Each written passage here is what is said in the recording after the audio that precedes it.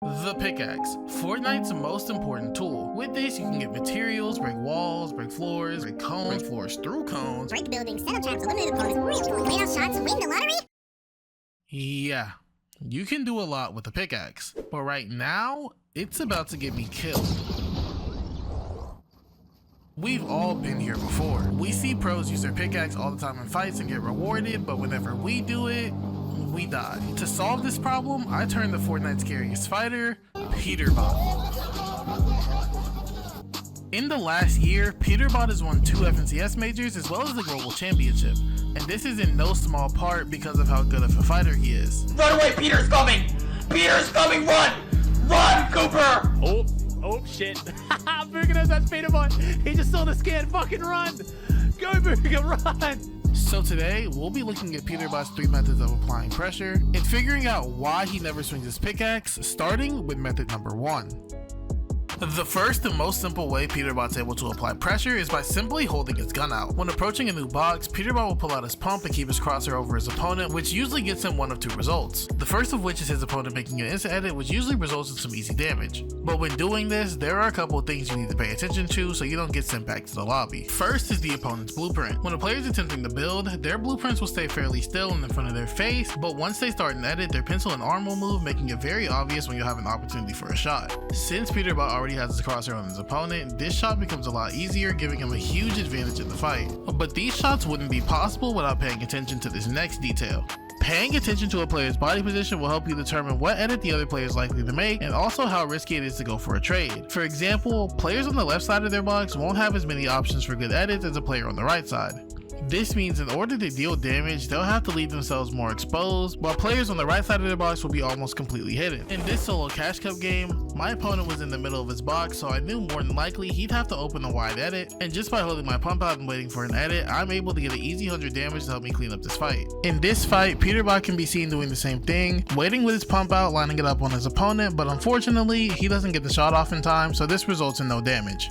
The final and most important detail you need to pay attention to is the player's movement. When making a right hand peek, it's important to move all the way to the left corner of your box, making it near impossible for you to take damage. So when approaching a box, it's important to take note of how a player is moving so you can make the best decision to win the fight. If your opponent's moving to the right, more than likely they're making a right hand peek, and if they're running to the front of their box, they're probably going for a 50-50. All of this is information you can use to make your next move. If you think your opponent's attempting a right hand peek, your best plays are to go for a pre-fire or simply move out of their line of sight and take the wall back. If you think someone's about to run at you, you can create distance or just sit there and line up a max pump. But the most common situation you'll run into is the opponent trying to make more space.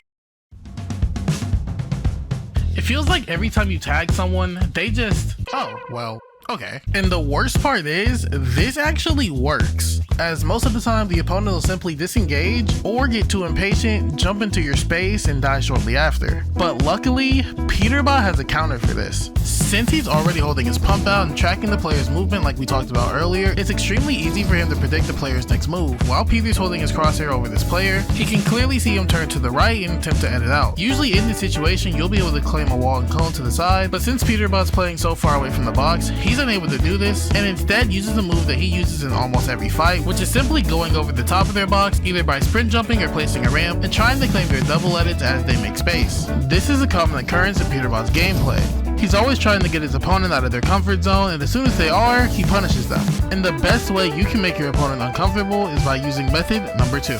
Everything I mentioned in the first method is made even more effective by spray. The Sentinel Pump Shotgun does 76 structure damage at great rarity, meaning even at its worst, it still does more damage than the pickaxe, which only does 75. Once you combine this with the extremely powerful ARs this season, except for this one, it sucks. This means you can apply a lot of pressure from safe angles as well as in fights quickly up close, meaning you have a lot of options when fighting. In this fight, Peterbot starts by holding his pump out and immediately his opponent starts making space. Peterbot quickly notices this and sprints out of his box onto a ramp, claiming the opponent's cone just like we saw before. But this time, he doesn't manage to get the floor edit, so he quickly shoots his pump and then swaps to his AR to quickly break the floor and claim the wall in between the 2 boxes. And from here, he's able to quickly end the fight with some easy piece control. But this is something we've we've already covered. Except this time, instead of holding his pump out, Peterbot spraying to make his opponents uncomfortable, then follows up with some piece control to end the fight. What we haven't covered is the simple mechanics behind it that make this work. A freshly built brick wall has 99 HP, and a freshly reset brick wall only has 33. And Peterbot takes advantage of this a lot. The first way he's able to do this is by using the simple protected spray method. When approaching a wall, Peterbot will approach from one tile away and make sure he's on the right hand peak simply by placing 2 cones and a wall to block his side. Most of the time, your opponent will try to open and edit, making their wall low HP like we talked about earlier. From here, all Peterbot has to do is look to the far right to be able to shoot the wall,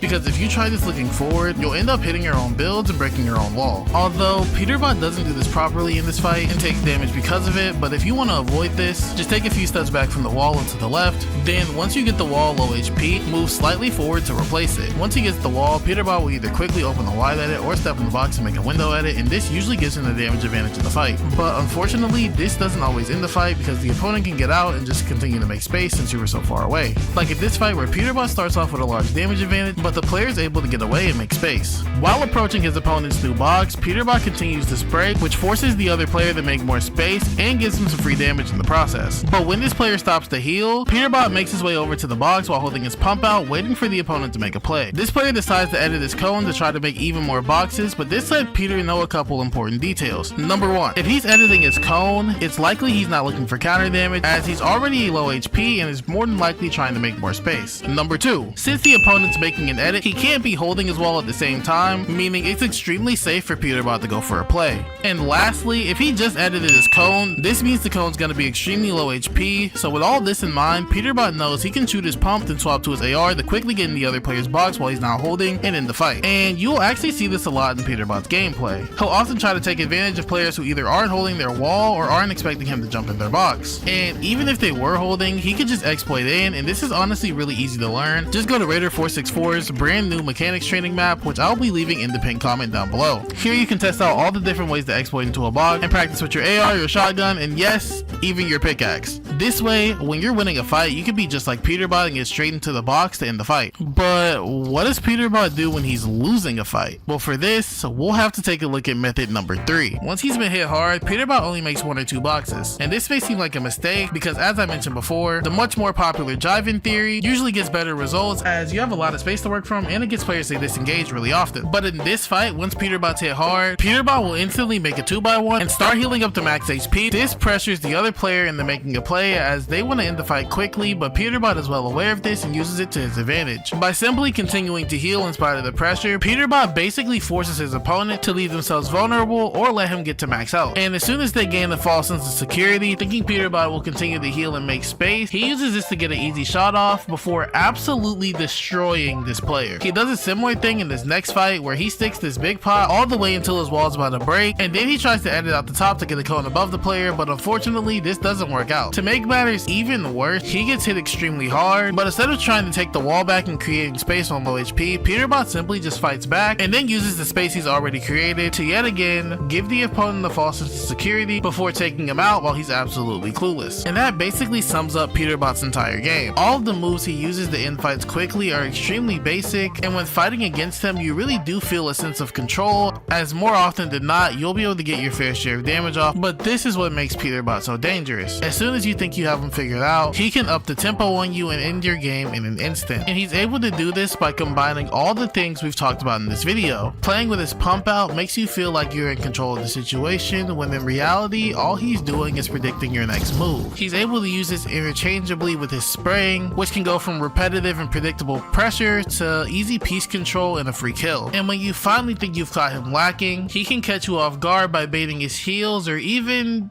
his pickaxe. Okay, so I lied at the beginning of this video. Peterbot does use his pickaxe and he uses it quite a lot, but not in the way you think. Peterbot's pickaxe isn't his main method of applying pressure, but instead it's more of an assisting tool to help all of these plays work. For example, in this fight, he starts off pressuring his opponent by holding his pump out, waiting for his next move, and just like we talked about, he's able to go for their double edits but only gets the floor. Since he always goes for double edits on the farthest box, the opponent doesn't even realize analyzed this, and with a quick double swing, he's able to get in their box and get a major damage advantage before pre-piecing them for an easy kill. And there's a pretty similar case for all the other methods as well. Peterbot will also use his pickaxe while spraying, but only if he's up a lot of damage, because this means the other player isn't likely to actually make a play on him, and usually there are a lot of layers in between them while they make space. This way he doesn't have to deal with the constant reloading and still has bullets to finish the fight before they get heals off. And in the same way he baits his heals, he'll also bait his pickaxe during fights, simply pulling it out and quickly switching back to his shotgun just to get the players to make a play where he can easily finish the fight afterwards. But honestly, I was just tired of seeing all of my friends have dumb pickaxe related deaths, so I decided to make a video on it. But to make up for it, here are 3 situations where it's extremely safe for you to use your pickaxe, and Peterbot would too. The first is when there's multiple layers between you and your opponent. This works really well because you'll have a lot of time to read and react to the player's play, making it unlikely that you take damage. However, be careful, because depending on how good you are at the game, this play can either be 100% safe like in Peterbot's case, or absolutely deadly like we saw in the intro.